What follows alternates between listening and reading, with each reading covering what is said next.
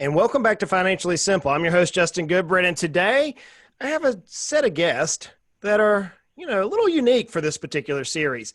I've asked my dear friends, Ryan and Kaleb, to come on the show to talk about videography today. Now, he's like, Justin, dude, why in the world? Look, COVID has rocked our world as business owners. I mean, we got kicked square in the teeth. It's amazing the various changes we had to make almost on a dime. I remember one time I was skiing on a small lake in South Georgia, and there was this boat, one of these ski nautiques or whatever they call it. I mean, it's one of those Mastercraft type boats. And this guy was pulling me behind the skis, and he literally turned the boat around on a dime. And here I am on the skis, about to die as I see Jesus, going really fast around the outside of the ski loop. But that's what's happened to us. I mean, we've got whiplash kicking on right now as business owners, having to deal with life. One of the things I've noticed is whenever a lot of offices were closed because of COVID, whenever business owners actually had a little bit more time, what did we do? Well, we're entrepreneurs. We'll charge hell with a water pistol. We're going to do something as opposed to sit at home and twiddle our thumbs. I mean, you can only wash the driveway so many times, I've been told. So business owners grab their phones. They grab their smartphones, they grab cameras, and they begin shooting videos of themselves and posting them on Facebook. We just saw a lot of Facebook Live. We saw it go on Instagram, YouTube. We started seeing videos pop up everywhere, and I love it. I got to tell you, I love it a lot. It's really cool to see business owners sharing their passion with potential customers and the world at large. But as I'm watching these videos go out, I'm noticing that the quality of the video, the content of the video, many times, guys, I got to be honest with you, we're really good at doing our job, but we're not professional videographers. So today, joining me, I have some professional videographers. Ryan, Stanley, and Kaleb Buckner started Always Abounding not too many years ago. And now, as I like to say, they're world-renowned video marketing firm who specializes in helping business owners, you and me, create videos that will, not maybe, but that will grow our businesses. Brothers, how are you? We're good. Hey, we're doing Justin. great, Justin. Thanks for having us on. Yeah, thanks for having us on. We're looking forward to this for a while now. So, you and I, we've known each other for years. I've seen your work. You've done some of our videos. In fact, we're working on a couple for our new website design that we have right now. So I know you guys. I trust your work. I've watched your business flourish. I've seen your work go into some very, very large businesses around the country. So to say that you're an expert is without saying. So I want to dive straight in and ask this question, a series of questions maybe, as we have this dialogue today. But most of all, I want to hammer down, what is it that me as a business owner or the other business owners who are listening to this podcast, what can we do to just, drive our video marketing through the roof? What are some tips that you would share out with us? Well, I'm going to start by saying, you're already winning when you're hitting record on your phone. Yeah. That's the first step, because the last thing that we tell any business owner to do is to sink a ton of money in us when they don't have an audience. Yeah. So when you're hitting record and hitting Facebook Live, when you're doing that kind of stuff, that's already winning, because then you take that properly placed video grenade and it'll do the most damage when you work with somebody like us. Right. So hang on a second because you just said properly placed. So does that mean that, that I have to now as a business owner have to dissect, am I going to throw it on Facebook or Instagram or YouTube? I mean, how do I even start? Not only that, but when you do throw it on Facebook, Instagram, YouTube, LinkedIn, wherever, you want to make sure you're targeting your target market. You throw it on Facebook right now, you could be targeting a lot of stay-at-home moms. And if that's not your target demographic, then that well-placed video was not well-placed. Even though you spent the time to decide, I'm putting it on Facebook, it's not getting in front of the people that you need to get it in front of. So that's why we don't call ourselves a video production company, even though that's what we do.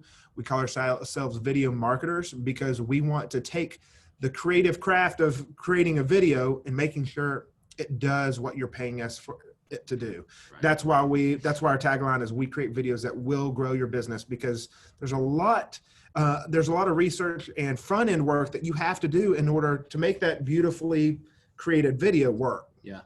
So, one of the things that we teach through our strategic planning courses is to have a clearly identified target market. That's the term you guys just use. We often say persona or ideal customer. I mean, the term is flipped around in a lot of different ways. So let's make the assumption there, Ryan, that we've identified who our clearly target market is. And let's just, for this conversation today, let's say that it is a business owner who is between the ages of 40 to 50 as a dialogue here, that maybe is in the service industry of some sort.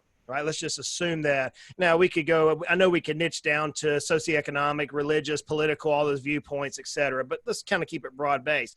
And I'm a business owner and I want to target that particular individual. So Kaleb, I know my business, my persona, like you just were talking about, but Ryan, now I've grabbed my cell phone here. Okay. I picked it up, by the way. I use an Android. Only God uses an Android. I don't know why people use Apples.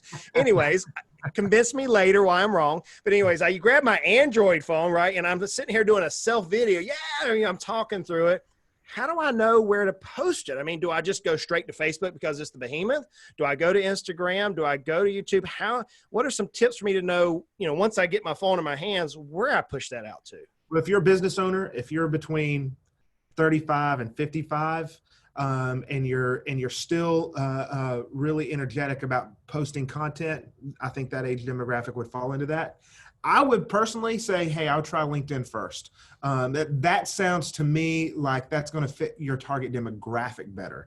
Right. But even with saying that, I still would say, well, where do you have the most engagement right now? I don't think we need. You're a fisherman, Justin. You might have used this term before, but we need to fish where the fish are, right? And so let's place that ad where most of your engagement, most of your audience already currently lives. That's what I would say first. I do think that, like you said, as you start to niche down socioeconomic, religion, all of these things, that might persuade you to move to different channels, whether it's Instagram, Facebook, LinkedIn, whatever that may be. But first, let's fish where the fish are. Where do you have the most engagement already? And where does your target market already like to be active? So Ryan, I've watched you behind a camera 1,000 times, man. I've watched you run as fast as you can, holding that camera. I mean, professionally quite great cameras, super still. I can't figure out how your hands can not make it bounce. It's fun stuff. So let's go back and let's continue the dialogue. I now know who my target market is, and I'm going to go to LinkedIn, for example, in this example. And I know it could vary depending on the business, which is why I hire experts like you to help me with this. So we're going to place a video on LinkedIn. Ryan, how do I make that video captivating? How do I make it where somebody will actually click on it and watch it? I mean, my face, buddy, I mean, you've seen it. It's not going to attract people who don't want to watch me. How do I do that? How do I increase my engagement through the video quality of the production side of things? Well, first off, turn that phone the other way. Make it portrait mode, not in landscape, because most people aren't watching videos like this. They've got it one-handed. So this is better for a face shot. Okay. But that's number one. But even more importantly, don't start the video off by like filming your dog and saying, hey, say hi to the audience. Listen, the first 7 seconds of that video need to rock their world. Even if it's a Facebook Live. I mean, obviously you're waiting on people to sign in, but as soon as you see more and more people, man, throw it into first gear and just take off. And so you need to make sure that before you start hitting record, you have a fully fleshed out idea of what you're wanting to cover. I mean, it's good to just capture thoughts, and video is just hitting record's better than nothing. But if you really want to captivate an audience in selfie mode, make sure that you rock it out within those first 7 seconds. The first, if those first 7 seconds aren't energetic and they're not getting viewers' attention, then that then the retention rate is going to drop drastically after the first 30 seconds. So we want the first part to be exciting, energetic, to retain longer viewership of the audience. And that's more for like a more produced video, Justin, because like a Facebook Live, people aren't expecting that to be produced with the lighting crew, grip and gaff, film with multiple angles. The 7 seconds rule mainly applies to if you hire someone like us, or if you do it internally, you want to make sure that you knock it out within the first 7 seconds with plenty of imagery, quick cuts, because you really want to suck them in. Now for your Facebook Live that you were just asking me about, you want to make sure that you're not in a dark room. The beauty of these great phones, whether it's an iPhone or an Android phone, is they do a great job of just auto lighting. They do a great job of fixing it.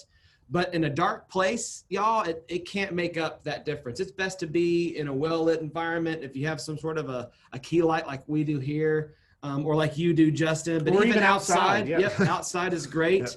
My suggestion would be to get set up in a quiet spot in your home with a window to one side, not directly in front of you, but to one side to cause some contrast on your face. And that looks a lot more engaging visually. But people also love when you're walking around and talking, because that dynamic is always changing, and it's just more engaging that way. Yeah, I think that would probably be the version of the making sure that your 7 seconds is really high energy. I think that's a great substitute for these selfie, these Facebook Live, or these, more low production value videos. Just talk and walk, because that movement is going to create interesting dynamics that's going to keep people engaged. Whenever you guys started coaching me early on how to do videos, and I wish I'd have taken 100% of your advice, but I'm a little hard-headed sometime. And I remember, Ryan, you telling me, you said, Justin, I'm looking at your videos over a fiscal year.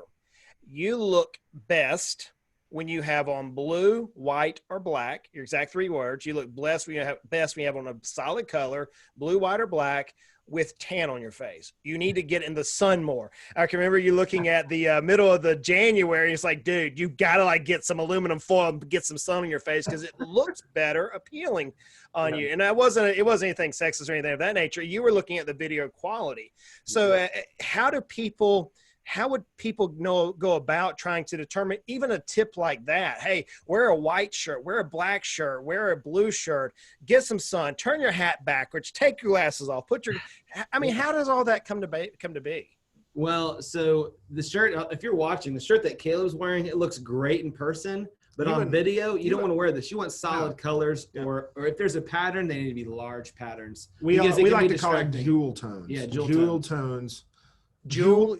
J-E-W. Okay. Yeah. So you're talking like your blues, your dark reds, your even purples and greens. If you're wanting color. If you're using, solid jeweled tone colors, high patterns, neon colors, they can really throw off the color. They can create banding in the video. And camera angle is everything. You want your camera, we're going to go into that too. You want your camera at about eye level, where somebody would be talking. You don't want it to be, hey guys, hey Facebook, looking up at the nose, up their nose hairs, because most of us guys, we don't trim up the nose, right? And the last thing you want to do is to see that we're all wearing shorts, and our nasty hairy legs. So right here, this is the place that we want.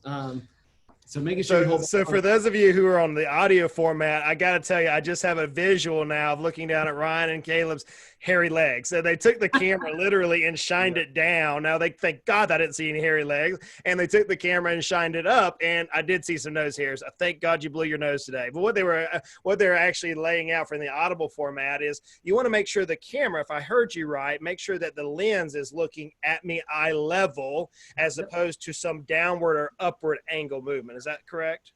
And you want your eyes to be the upper third of that video, whether it's in portrait mode or in landscape. You want to make sure that if this is a screen, that your face is more up here, not dead center. So you're dividing the picture frame into 3 different quadrants. The bottom third, I'm noticing on our Zoom video, we have our names and our credentials there. The middle third is where about our mouths are as we're looking at this. And then the upper third is our forehead and our eyes. Is that what you're talking about? Yep. 3 by 3, any direction. If you're filming in a rectangular format, in either landscape or portrait, you divide that up into 3 by 3. And so that upper third is your eyes, forehead. Yep, perfect way of describing it. So as we continue through this dialogue, and now we're talking about camera angles, now we're talking about production quality. And, we're talking just simply today where somebody's trying to do a DIY. And I know we'll talk a little bit more about how to hire a professional. But as we're doing a DIY, I know that like this particular video is going to go on the financially simple Facebook channel and on the Financially Simple YouTube channel. So we're going to spend probably 20, 25, 30 minutes here going through this video. And it's more of a how-to instructional video.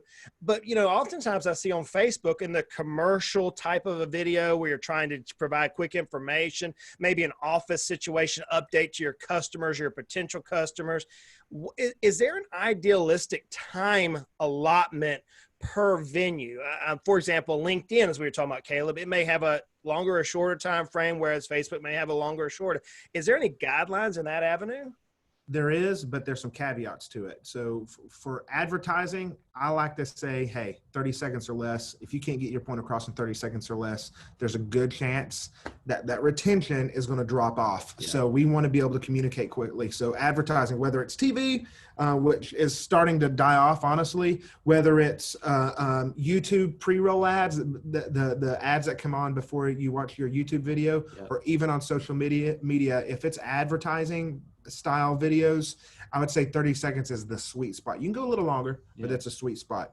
But the caveat to that is with Facebook, what they like to do is instead of importing a video from your website and posting it up, they love localized videos. They want you to upload your video directly to Facebook.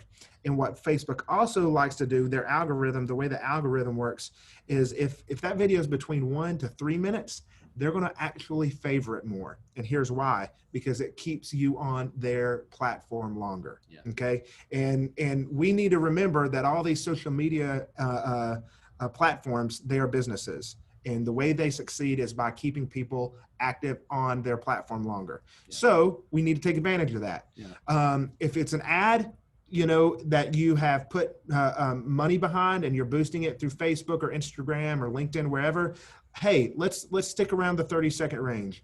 But if it's just a video you're putting online or putting on Facebook, for instance, the 1 to 3 minute range is really great because their algorithm favors it. Most Facebook Live videos are going to run around that time. I mean, we were looking at one of our clients' Facebook Live videos yesterday, and it ran for 15 minutes, and she got great engagement from it. You got to be able to talk that long. You got to be able to keep consistent, high quality content going for 15 minutes. Yeah. But Facebook likes to, their algorithm really supports that. So it depends. Personally, for larger productions that we're running campaigns for, that's going to be on TV, going to be on social media, we like the 30-second. Yeah, under a minute. Yeah, under a minute at max is what we really like to stay within. And if there's dialogue or voiceover or talking head, having those transcribed or what do you call it, subtitled, yeah, will make a big difference too, because most folks watch videos with it on silent. You know, actually they're in public. They're not listening to it out. Yeah, they're not listening to it out loud. They're waiting on their wife to finish shopping, or they're waiting on whatever. And so they're just scrolling right past it. Another thing, have you? I don't know about you, but when I watch any live video and I tap on the little slider to see like where the most engagement is, it's always in the beginning and it's always at the end, right? You look at that huge wave, that huge curve, dead space in the middle, and huge curve at the end, because they're like, what's she talking about? Okay, how she ended up? Great. And you can tell, right, that dead space, you probably could have just removed that amount of information, because you want to, that 15-minute video that we're talking about, that's what it looked like. It looked like a camel with two humps really far apart. And so I would take that 15-minute live, that idea, that narrative that she had formed in her mind before she hit record, and figure out a way to condense it. Because 15 minutes, she still had people at the end, but I guarantee that's because they scrubbed to the end. They didn't actually listen to it. Say it. If you can't say it in a minute, then you probably aren't comfortable. You aren't confident. You don't believe it. Yeah. So say it in a minute. You know, that's one of my biggest flaws that I have is I can't say anything in a minute. Period. I mean, nothing. I mean, you're dealing with so much technical information that what I've experienced, and give me some advice here. What I've experienced is I get like these questions on the PPP loan. You know, we've done tons of videos on PPP, the payroll protection program that came about as the CARES Act this last little bit. And I'll go into detail and then I don't get any questions back. But if I leave it very brief, then my inbox flows over with multiple questions over and over and over. So I guess, you know, my marketing side of my head as a business owner would say, man, I really want people reaching out to me so I can connect with them one-on-one, but I don't have time. You know, so my thought was give education out. So am I doing it wrong, or is there a time and place for that?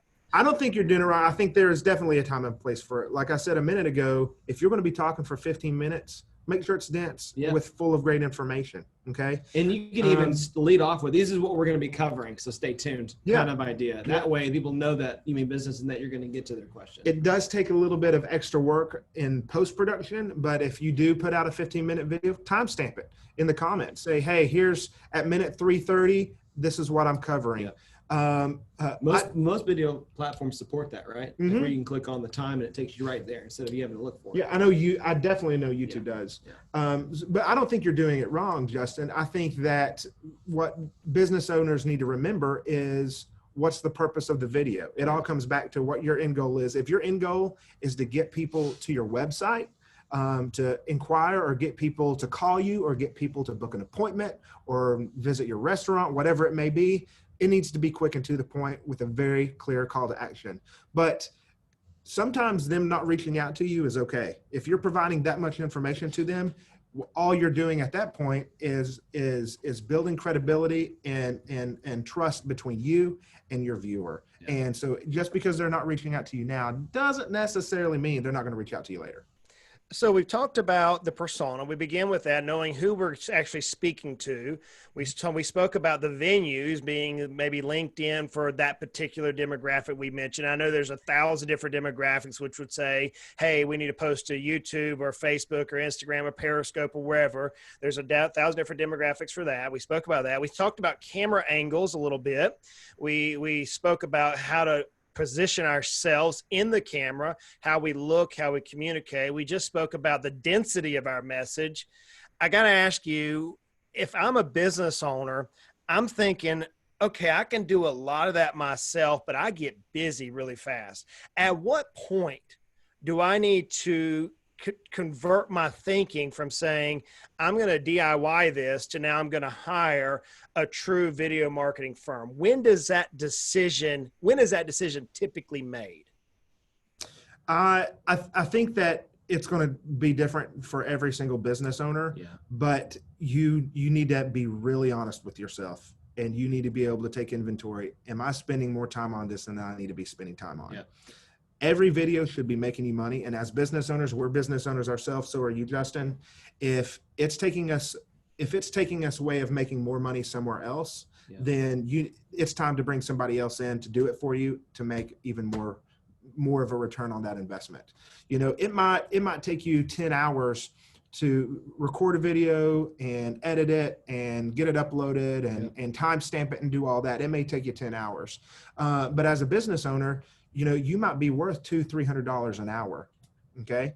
And that's a lot of money that you could be spending somewhere else. Well, what if you paid a firm like us, an agency like us, for $5,000 to $10,000? And not only is that is more than what you would be typically making hourly, but what if that brings a much larger return on the investment as well? And that's where we tout ourselves. You got to spend more to make more, right? And so that's kind of how we look at it. And it depends on the business owner and how honest they're willing to be with themselves. Hey, could my time be spent better somewhere else?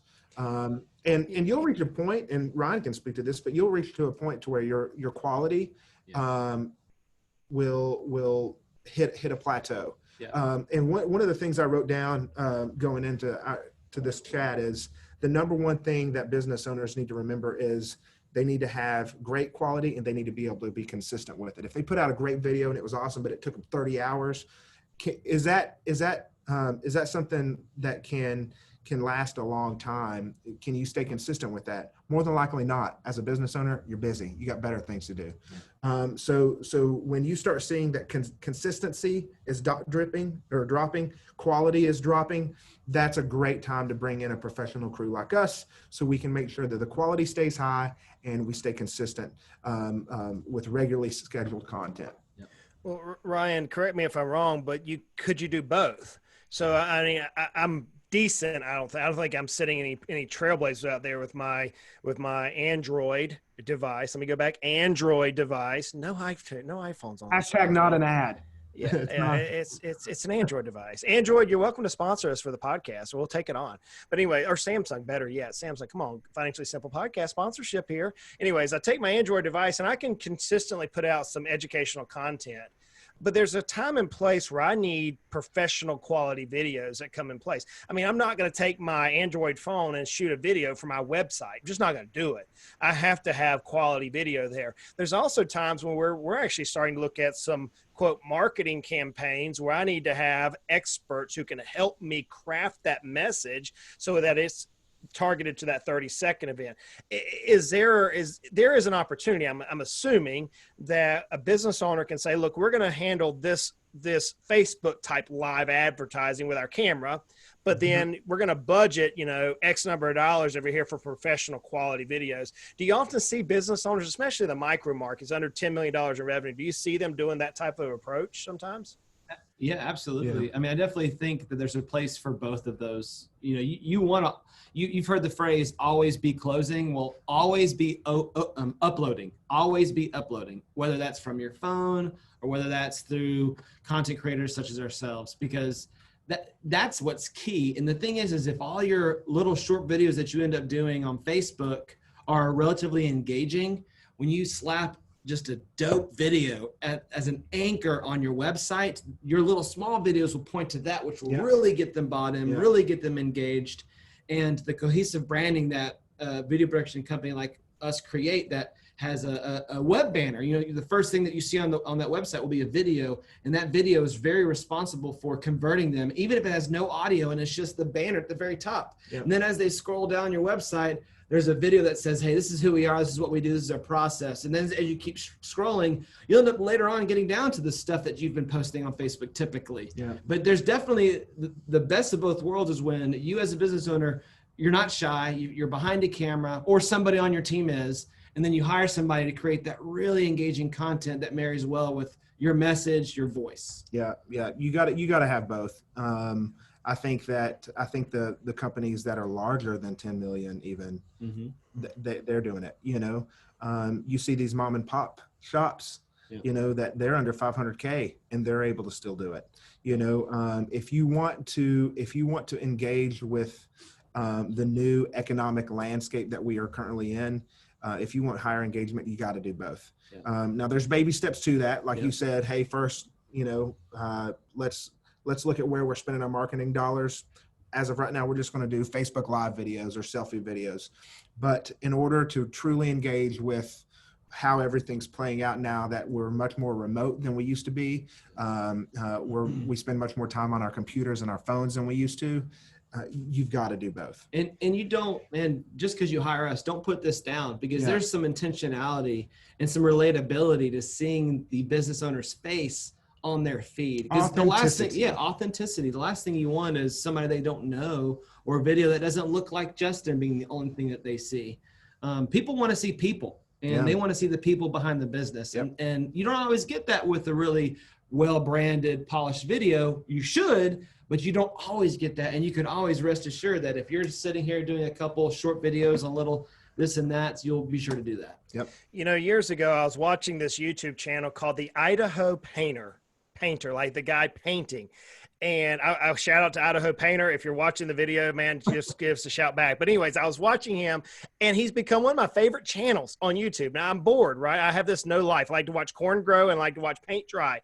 But think about this. There's this painter literally painting houses and cabinetry, and it's intriguing that this gentleman has taken paint, literally watching paint dry, and created an unbelievable video channel. And he's got people all over the country and world following him now because literally watching paint dry. So whenever I saw if a painter can create videos, that means a financial guy can create videos. That means a marketing firm, a video marketing firm can create videos.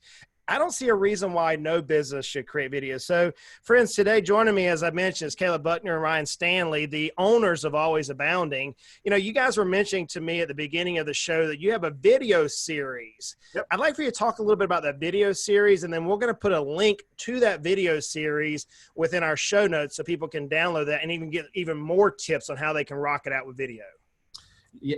So this video series really comes into play if you're already crushing it. If you're not crushing it per se, but you really are passionate about video, which you are. And so that's where this comes into play. Yeah. I think this is this like guide, video series guide, if you will. It's great for the person who is interested in using video. They might have done a couple of selfie videos, or, Facebook Live videos. But when it comes to the larger videos, they just don't know where to start. Okay. And so we go over the 5 videos every single company needs to help them grow their business. Over the course of a few days, you'll get videos. I'll try not to overwhelm you with a bunch of videos all at once. We want to give the people who sign up for this an opportunity to really digest the information because it's pretty dense. And over the course of a few days, you'll get the 5 videos that you need to implement to grow your business. It comes with a PDF worksheet, so it'll kind of give you like first steps on how to get started with each type of video. You'll actually get a PDF at the very end that goes over all the information that we talk about. But you can find it on our website. Like you said, we'll include the links in it. But we touch base on some of the stuff we've talked about already. Ryan mentioned process videos. We go over what process videos are, what needs to be included, and why they work. We go over banner videos. Ryan mentioned that earlier too. We go over social media and how to, what type of videos work best on social media. It's a really detailed, really dense video series that the videos are less than 2 minutes long. We just cram a lot of great information into it at once. But yeah, we've already seen people sign up, implement it, use it, and it gets them to the next. It gets them through that plateau a little bit farther, so that they don't necessarily have to reach out to us just yet. Yeah. Again, we want to come in at the right time and help businesses. We're not looking to try to come in too early. Ryan mentioned it again earlier, is, we can create a beautiful video, but if you don't have an audience, what's the point, right? Well, that leads me to a question here, Kaleb. At what point, let me ask you this way, you're talking to an audience of business owners all across the country. And I think we've done a really decent job of kind of hitting this question of videography from a lot of different angles today. And I know, because I know our listener group, they're going to have lots of questions. We're going to put the links to your website, social media links, and all those various things in the show notes, whether it's on Stitcher, Spotify, iTunes, or iHeartRadio, or whether you're watching this on YouTube or any of our social platforms. We'll be able to connect with that. But from an Audible standpoint, what is the best way for somebody to connect with you guys to maybe follow up with a follow-up question? Yeah. I think shooting me an email or Ryan an email. We're pretty active. Ryan's pointing for Audible folks, listeners only. Ryan was pointing. Y'all can tell who the sales guy is and who the creative guy is. Kaleb is all sales. They definitely can reach out to me, and we'll make sure to include my email in there as well. What is that email right now? Just so it's Kaleb, Kaleb, at alwaysabounding.net, alwaysabounding.net. And friends, we'll put a link to all of their work that Always Abounding, Kaleb and Ryan and their awesome team behind them are doing in the show notes. Friends, I got to tell you, man, this blew me away. You guys are always talented and you're always fun to chat with. Thank you so much for joining us on the podcast today. Justin, thank you. Yeah. I really appreciate you. You've been such an encouragement to Kaleb and I over the years. You really helped get us out over that fear and doubt, and I really rely on the Lord on some things. And so we're really grateful for you, man. Yeah. I don't think Always Abounding would be here without you and you pouring into us. Your listeners are very lucky to be getting content on a regular basis from you, because I know it's going to help them. Yeah. Well, friends, you've listened to two of my dearest friends, Ryan and Kaleb. I've watched these guys. I've watched them grow in their business. They practice what they preach. What you've just heard is what you actually get. And plus, it's a lot of fun to be around them. You will laugh to where your jaws start hurting whenever you're around these two clowns. Look, if you have a question for them, reach out to them. Reach out to Kaleb. Don't email Brian. He said, don't email Ryan. Email Kaleb. He's the contact there. Check it out on the show notes below, the content information. Look, I realize life is hard. I get it. Man, trying to learn videography, for some country boy who grew up on a dirt road and still lives on a dirt road just trying to grow corn, it's hard to learn how to video, and especially for someone who likes to talk. I mean, Ryan's and Kaleb's all the time saying, man, condense it down to 30 seconds. I'm like, do you know who you're talking to? So I realize life is hard, life is frustrating, but money doesn't have to be. Hey, look, we're going to continue to try to make our lives at least financially simple. Y'all go out and make it a great day.